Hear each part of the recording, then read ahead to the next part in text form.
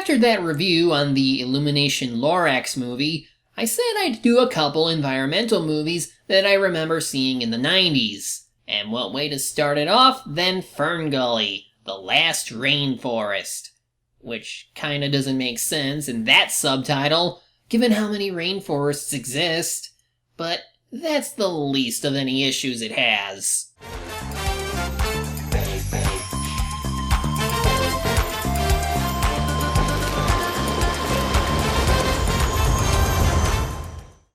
Environmental programs have always been around in some shape or form, whether it be related to climate change or the consumption of natural resources. There are plenty of different films and shows that touch various areas on what can affect our world through either human action and or corporate greed. In the 90s, I remember seeing some of this in cartoon form, though outside the two movies we're looking at this month, I only remember seeing Captain Planet as one of the shows that touched on the environment the most in over-the-top fashion. There might be others I don't know about, but let's just stick to the two movies for now. FernGully has several different producers, according to IMDb anyway, like Robert Court, Richard Harper, Jim Cox, who also provided the screenplay, and Wayne Young, the latter saying that the environment was motivation to make this movie, and that they tried not to be as preachy about it, despite it being blatantly so. Inspiration for the story comes from his former wife, Diana Young, who wrote the first story of FernGully 15 years prior to the film's release, and Wayne wanted to make a film adaptation of it. Of course, it was thanks to The Little Mermaid by Disney that brought back the popularity in animation.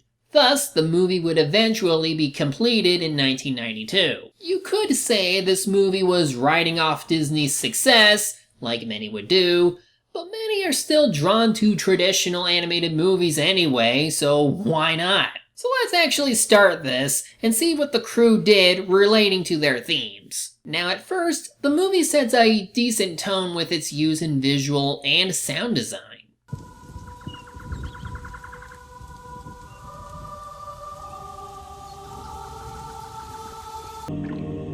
Our world was much larger then. The forest went on forever.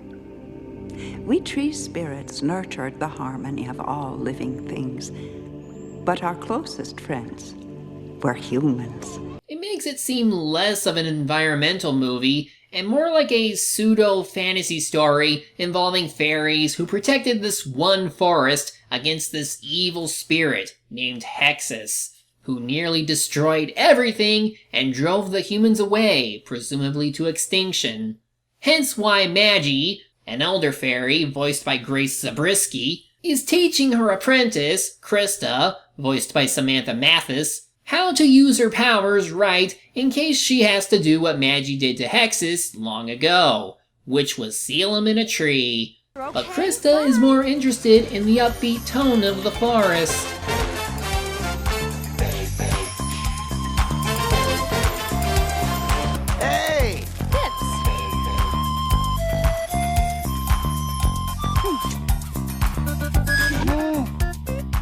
You know, you're spending more time with Maggie than you do with me. Christian Slater, please. Nobody likes a bad boy anymore.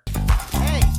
When the sleepy planet comes alive, and I wake up in the warm sunlight. Okay, so most of the songs in this are considered to be more pop-based, and honestly, I don't mind them. This track is one of the few songs I find enjoyable for the opening act, since it showcases the kind of setting we have.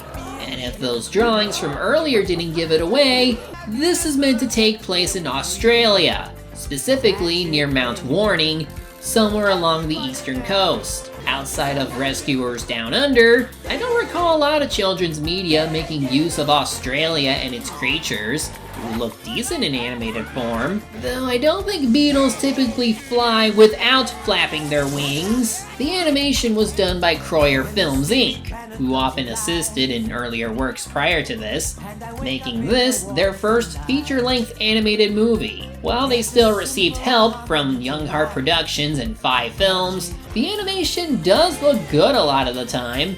Though some design choices confuse me, like having the fairies be enveloped in a glow of light during some shots, and then oftentimes only having their lower halves be aglow. There's other minor issues too, but in any case, while checking out the landscape from atop the trees, she notices some black smoke off in the distance. She gets chased back down by a falcon, meaning that animals can still go after the fairies if they wanted. So, Krista decides to tell Maggie about what she saw. Looked like a strange black cloud rising out of the earth. Smoke, I should think. What's smoke?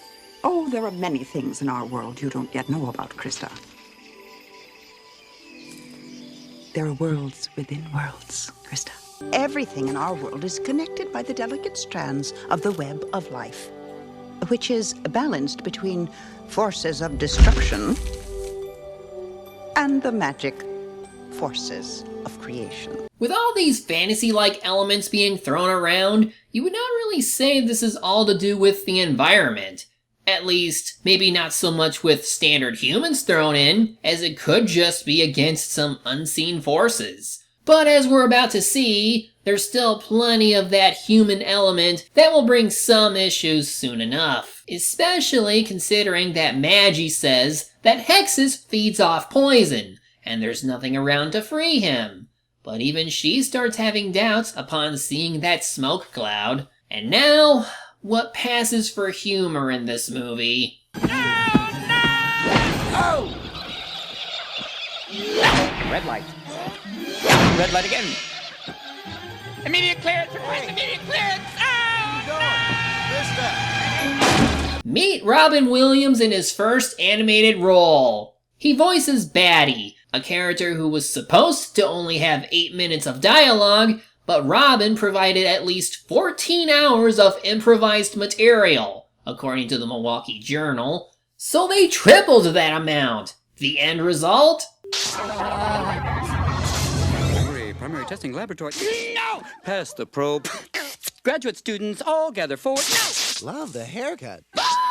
A character that may or may not get a giggle out of you because he's kind of annoying. He's not like with the genie in Aladdin, whose performance complemented the type of animation they went for during his scenes, as well as the kind of humor they wanted to have him do anyway. Here, Batty was apparently a science experiment, or at least they put some equipment on him for tracking purposes, though he seems to pick up radio stations. I don't know, but he was set free in a place that he might not be native to. Hell, he can only start seeing things thanks to Krista's magic, and even then, he's still a klutz. Just blew in from a biology lab. I'm back and I'm flapping free. Let me tell you a story, and it's all about...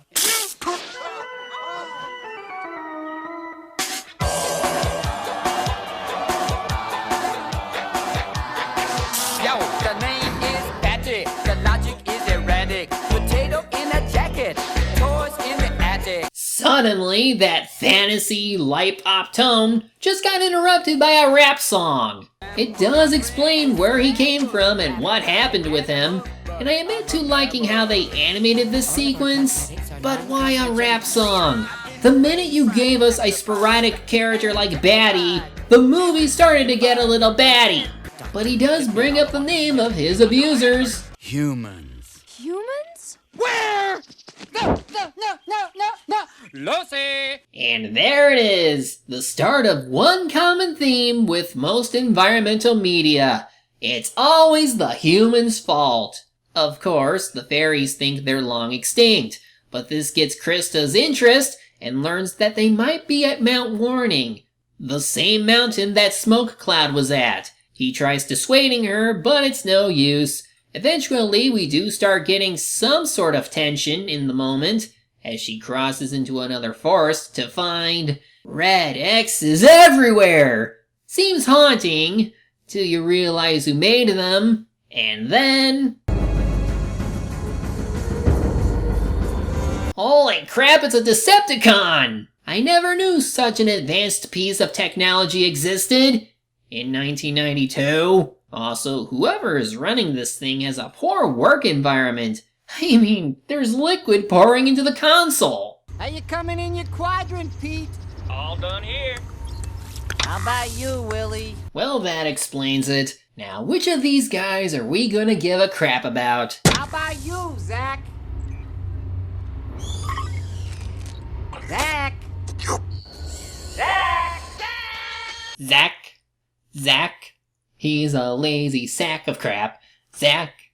Yeah, what's the big deal? You finished marking those trees yet? I'm getting to it. Don't have a cow. Sheesh. This city kid comes up here for a summer job. He doesn't take it seriously. Look in a mirror and say that. So these are our humans for the movie. 2 are lazy bums who do nothing but eat and smoke.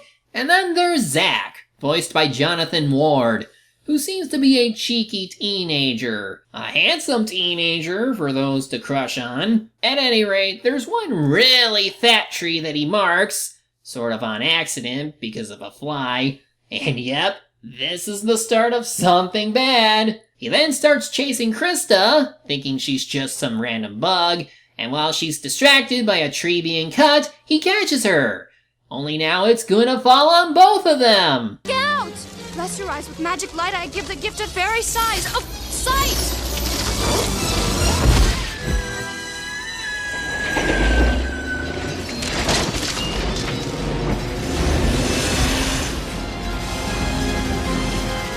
Well, crap. Wanna try growing him back? It might get their attention and stop the thing. She gets stuck too and has to be saved by Batty, who eventually realizes that Zach is human and... A human!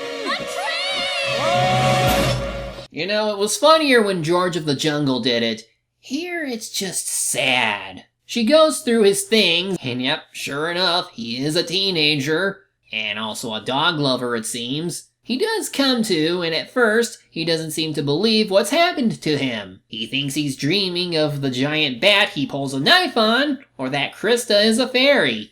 Still, mishap aside, he seems to enjoy some of his delusions, but then... Check this out. I've a basic inclination. Suddenly, Zach was in a Tone Lock music video. And it wants to eat him. I mean, that's literally the song. Goanna, as he's named, sings how his primal urges make him hungry for anything. Made weirder by the backup singers, which I think are meant to be leeches with freaky faces. Adding on to the fact that Zach is about to die. He almost does, but Goanna apparently respects fairies enough to not eat him just because Krista says he's a friend. Now I'm confused about that food chain song. If falcons can attack fairies, why can't you? Do you actually owe the fairies something? We'll never know, because we don't see him again in this movie. That whole sequence was just there to be Zach's wake-up call. Nothing more. Freaking out, of course, he begs her to undo the shrink spell. And she does. Try, anyway. Oh, big ears. Elephant. Oh, no. Anteater. Orangutan. Okay, let me guess again. Oh, wait. A duck. Oh, it's Darwin's grab bag. Shut up. Eventually, they give up and settle for finding Maggie.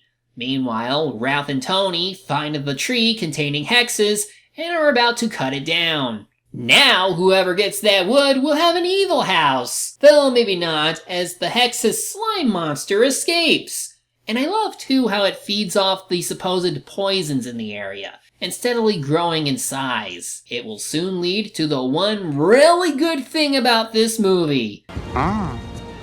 Delicious. A first class smoke. Mother's milk. And what is this delightful thing? And how did I get out of that tree? Of course, humans. What wonderful creatures. So clever, so helpful.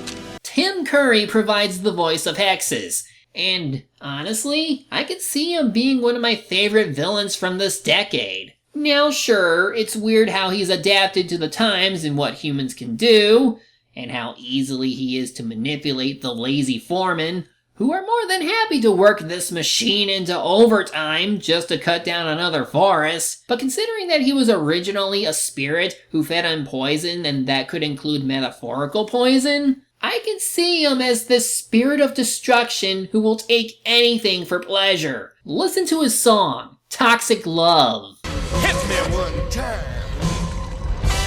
Hit me twice. Go! Ah! Oh! That's rather nice. Oil and grime. Poison sludge. Diesel clouds and noxious muck. Slime beneath me, slime up above. Ooh, you love my toxic love. On one hand, you shouldn't like this guy for wanting to destroy things with his brand of poison, but you can't help but be infatuated with how he wants to do it. He's one of those villains you can't help but love since he's so charismatic about what he does. You want to see him lose in the end, especially since he brings up human greed being among the causes for this. But still, they do their best to make him imposing and delightful in the kind of evil he provides. Ooh, you love my toxic love. Anyway, Krista learns that the monster that ate the trees is a machine called the Leveler that Zack denies having involvement with, since he's just now learning that her people live in the places he's cutting down. From this scene alone, this is meant to establish a relationship between him and Krista, as she's interested in learning what his kind can do, like produce fire. He also tells her about where he lives, and of course they start bringing up how you need trees to live. They produce air, but he's like, hey, we still have air where I'm from. Yeah, if you don't mind getting all your minerals in one breath. Like, it's at this point in the movie we start seeing more of that human bashing and how it's their fault that the world is losing its splendor. I suppose there's some whim to be had on how active the forest is at night, which is a reason you want to keep the trees. But I can't stop thinking about Zack trying to teach Krista that human slang. You know, bodacious, bad, tubular. Awesome use of the language, dude.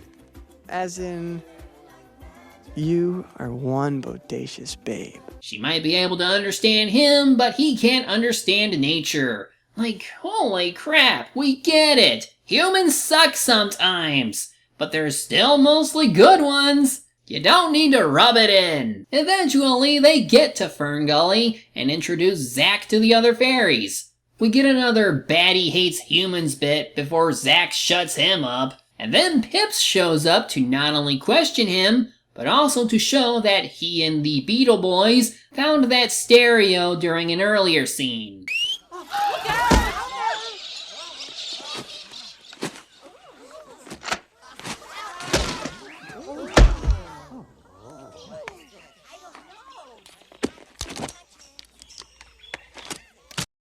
Okay, that was cute. More or less, it's a dick off to see who can impress Krista the most. At first, no one is getting into the jam of Land of 1,000 Dances, but he gets them into it, and now it's a concert.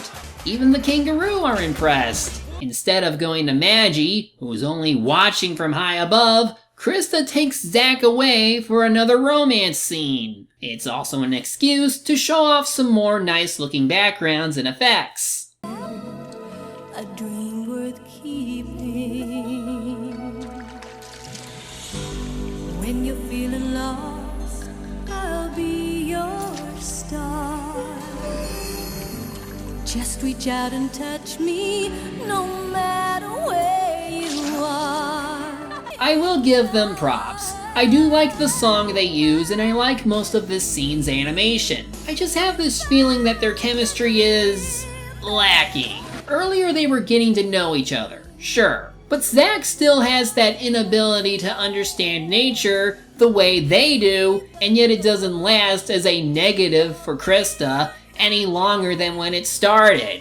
She seems a bit too trusting of him, though that might be because his own companions haven't done much to them outside of that initial scene. I don't know, I just don't think they deserved this yet, or like he's learned enough to understand the beauty that nature has to offer. Speaking of, after Krista says she'll find Maggie for them now, he seemingly got the ability to feel the pain of the trees, since his fingers burn red for a moment. Because yeah, all of a sudden, the leveler has finally made it to FernGully and started polluting the area. To make matters worse, Maggie appears to be unable to heal the trees that get cut down by humans. Though where these cut trees came from and how Krista didn't see the leveler is a wonder. But how about another F you to the humans message?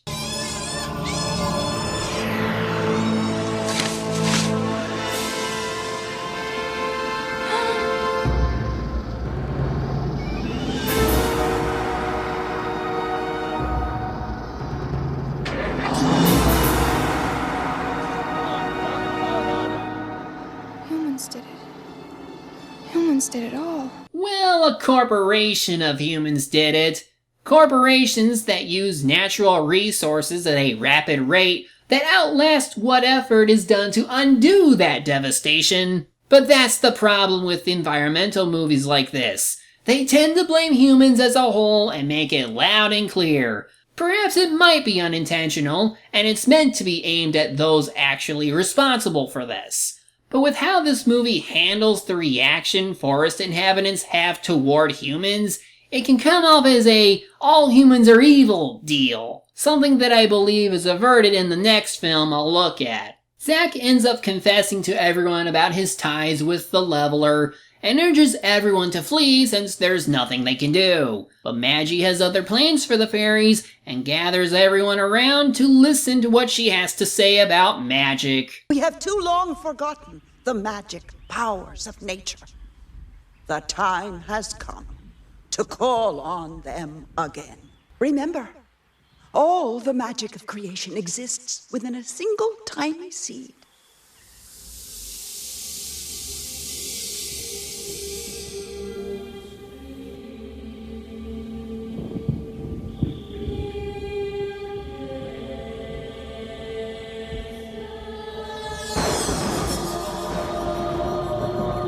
Ooh, this is pretty. Are they absorbing the essence of the trees or something?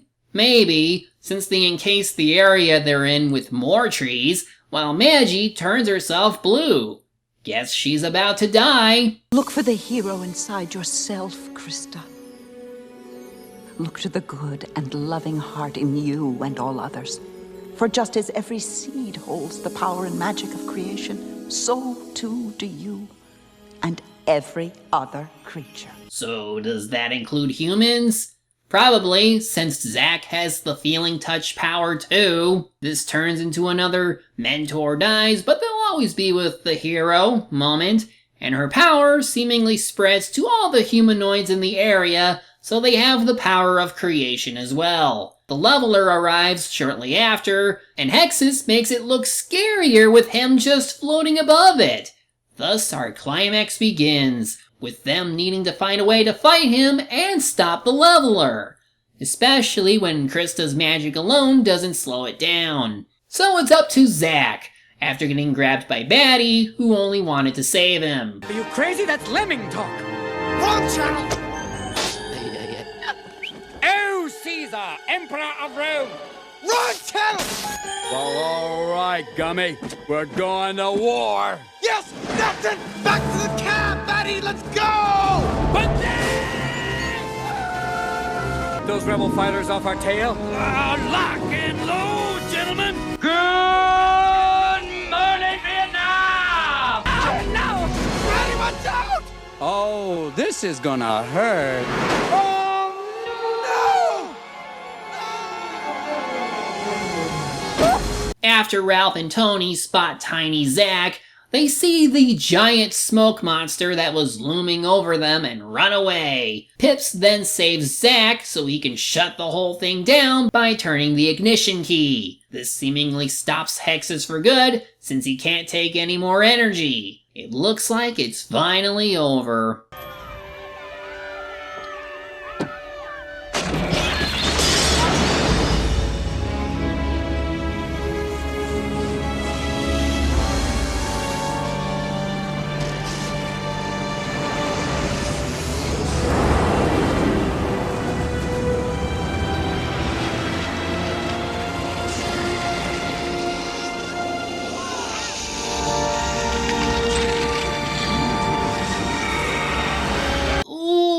looks even cooler now! A black skeleton with oil robes? I love it! It looks like he might try to burn down the forest with just this form, but remembering what Magi said about how all life can be contained in just one seed, Krista takes one that's growing with her magic and throws herself into Hexxus in order to give him the gold experience.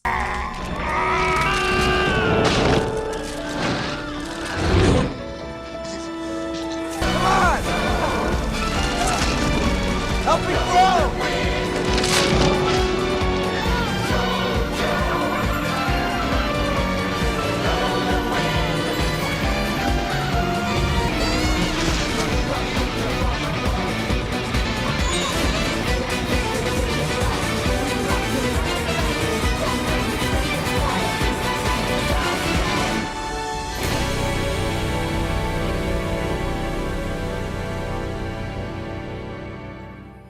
And with that, Hexxus is finally dead.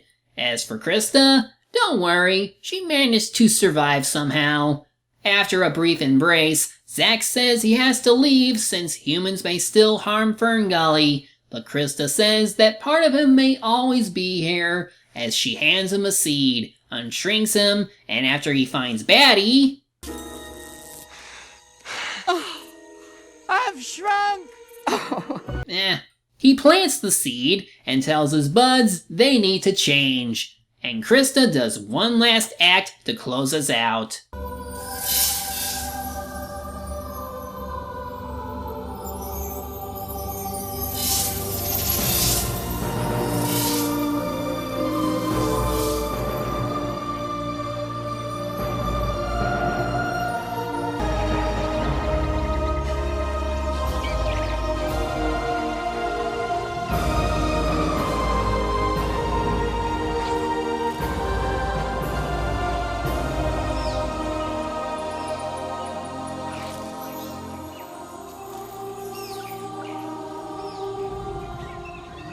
Hey! Where are you going?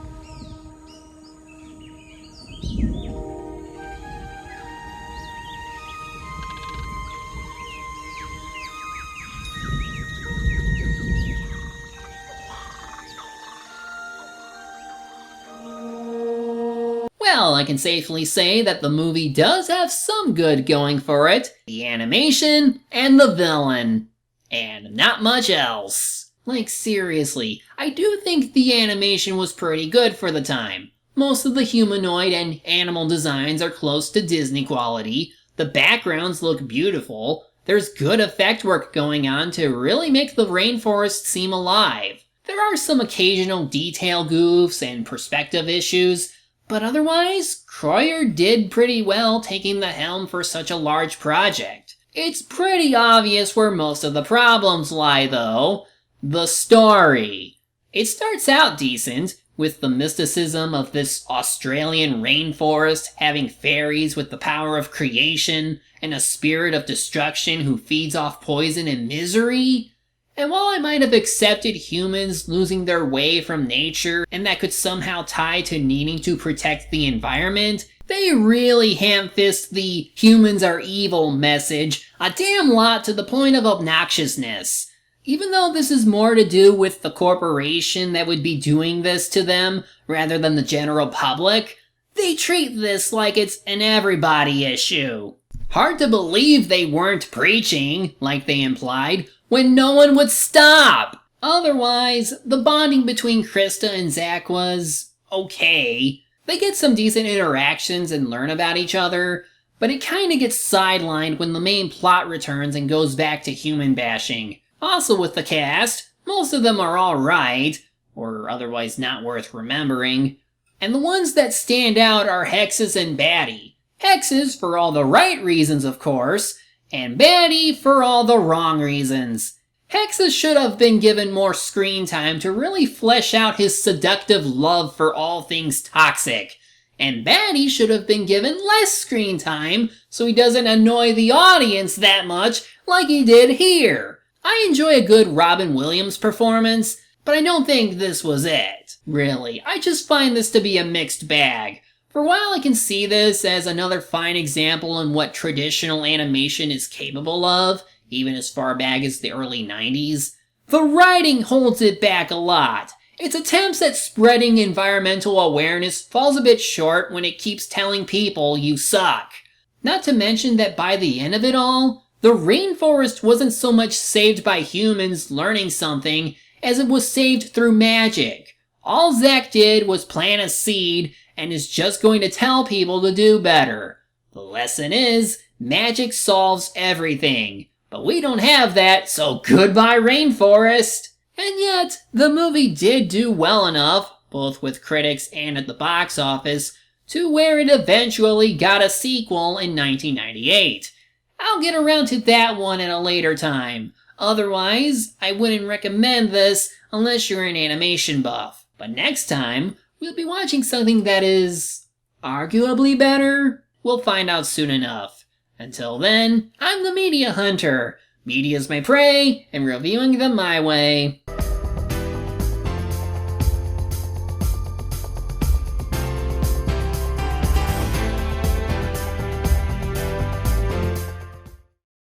Well, it's obviously it's, Vocal percussion on a whole nother level, coming from my mind. Vocal percussion on a whole